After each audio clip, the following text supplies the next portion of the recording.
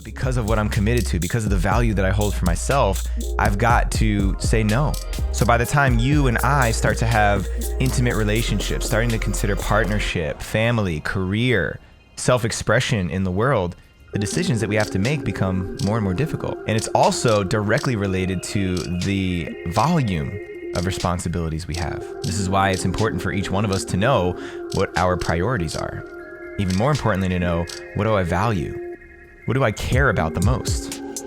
Because life is only going to present more and more challenges, hard decisions that we get to make. And the way that we encounter and engage with those decisions reflects who we are. If I value family and community above everything else, then there's no way that I'm gonna choose going off and splitting and doing something that I wanna do for me when I have an opportunity to go and be present with my family. If I'm not aware of what the pecking order is, what my priorities are, then those decisions become hard, especially when other people are involved.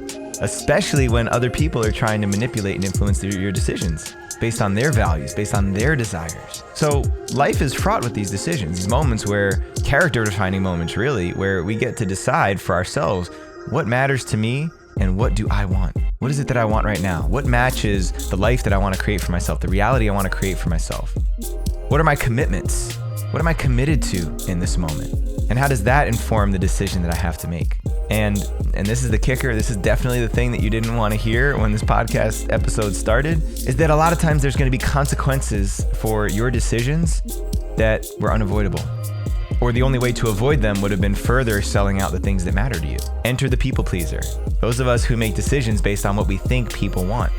Make decisions based on external factors, external variables, and ultimately selling out internally what I desire. Now, I may have to make that decision to go and work out at the gym when my wife wants to have a date night. But because of what I'm committed to, because of the value that I hold for myself, I've got to say no, not tonight.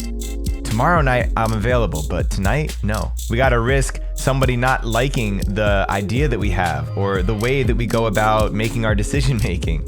These are all consequences and costs that we have to be willing to face off with in order for us to honor what's true within me, what I'm committed to, what I'm up to, and ultimately who I am. Because the decisions that we make, especially the hard decisions that we make and the way that we make decisions, is what defines us as men.